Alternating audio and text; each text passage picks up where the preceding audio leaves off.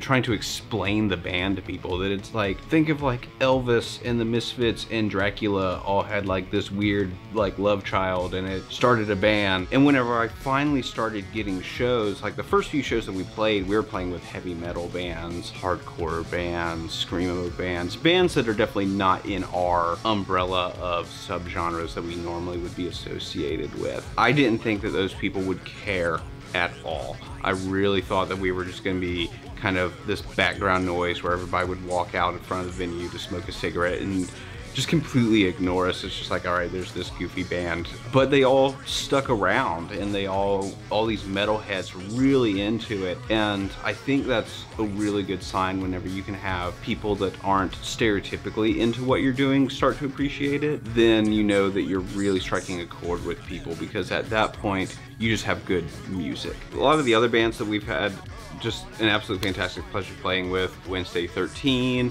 Doyle from the Misfits, which was pretty surreal to play with someone who had such a direct influence on the band. We actually also played with Michael Graves, who was the lead singer of the Misfits during the 1990s.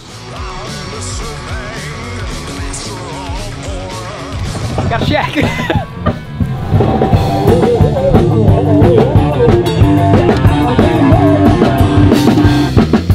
Nope, we gotta let him in. All right. Is that?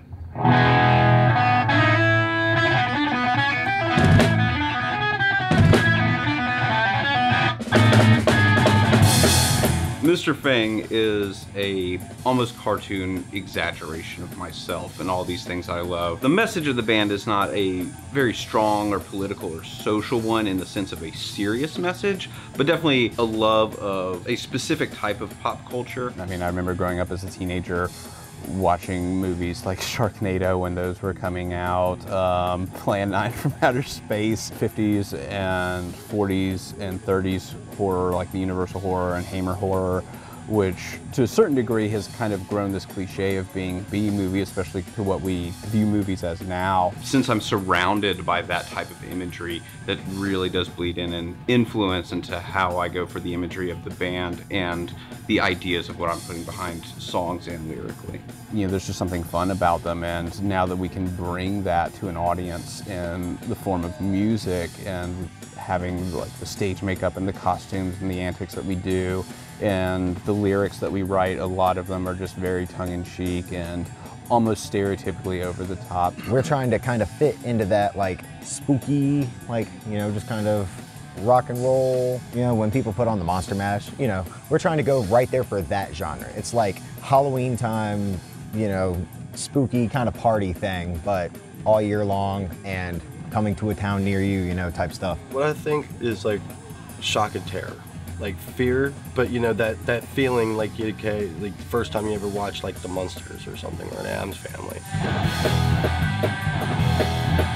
Nate, I would very much arguably say he comes from a very metal background with a lot of drumming and what he brings to the table, which is super awesome. Or of course like the bass lines to like our song Burn with what Donald added to that. It's the like one artistic expression that I think I'm pretty good at. It comes intuitively, like musically, like, you know, I can get my ideas out and it's just a creative outlet. Me personally, you know, like music, like it's been like a I would say like my stress reliever, you know, like I go through a lot of like, you know, stress and stuff like that, you know, everybody goes through like heartaches or whatever, you know, and music has definitely like personally got me through a lot of that. I started playing right here.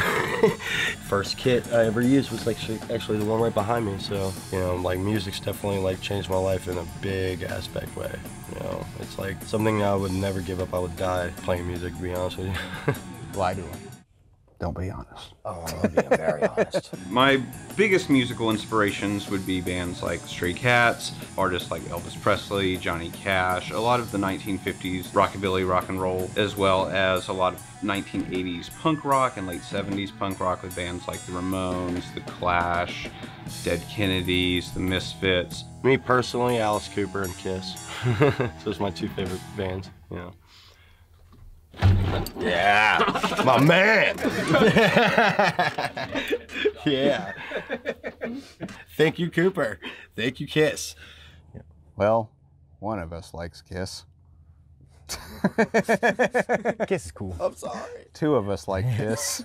Little glam, little glam. It's fine. Hey, you wear the makeup, man. I do wear makeup. They started it. That's true.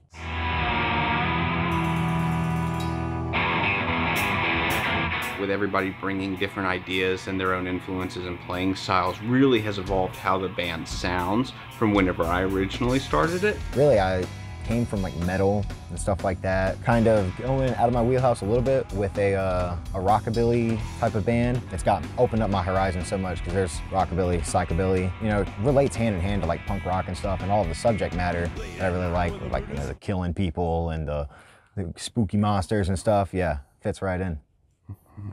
Nice. I like the idea of like band members being like, I like killing people. It'll happen one day. Oh God. Rockabilly music is, and I guess culture is one of those things that you almost have to be wholeheartedly into it. Elvis Presley, Johnny Cash, Jerry Lee Lewis. For them, that was just the time period. But then when you had the bands that brought it back, like Stray Cats, Reverend Horton Heat, Tiger Army, the Necromantics, they were just completely into it. They were into the clothes and the look. They were into like the vintage cars. They were into the vintage pop culture that was able to kind of survive through that, like old horror movies. It's one of those things that is really beyond just a type of music. You know, there's so many elements to it that you can just dive into and really have a way to express yourself and find yourself the same way that you do with genres of music like punk rock with all the kids that have mohawks and studded jackets. There's a really cool punk rock. The Canal Club in Richmond? Oh, we got kicked out of there. Really? Yeah. Oh my. This song's called Burn. Yeah. Not that we want you to.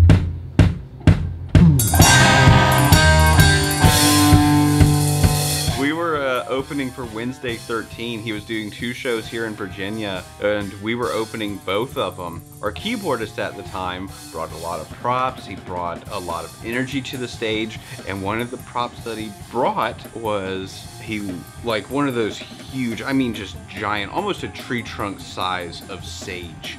And he lit it on fire and like was waving it all over the stage. And he didn't tell us about it.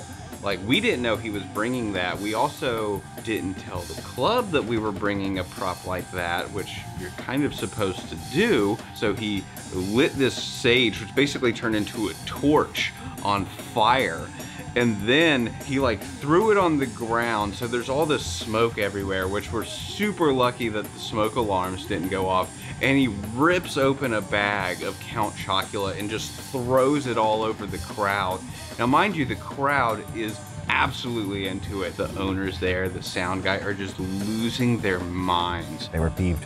Yes, to say the least. She came out and, get out. Yeah. No, you can't stay. You guys can't do this. Get the f off stage. You know, like she might have been a Boo Berry fan or a Frankenberry fan. Then the very next day we played with Wednesday 13 again at Elevation 27 in Virginia Beach, and it went over great. My advice to anyone who wants to start a band or get into music, honestly, just do it. Be unapologetic. I mean, I'm up on stage pretending to be a 430-year-old zombie vampire from outer space, and it has taken off in a way that I couldn't imagine it. I was completely okay with the idea of just kind of being this like local band that just kind of plays like small little heavy metal and punk rock and goth clubs every now and then. And now I've gotten to tour the East Coast. We get asked to play horror conventions literally all over the country. And if you can get up there and just genuinely be yourself, then that's when you have fun on stage. That's when you have fun with other people.